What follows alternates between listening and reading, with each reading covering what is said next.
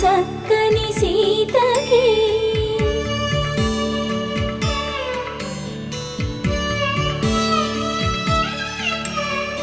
ఎర్ర జాబిలి చేయి రాముడేడని అడుగుతుంటే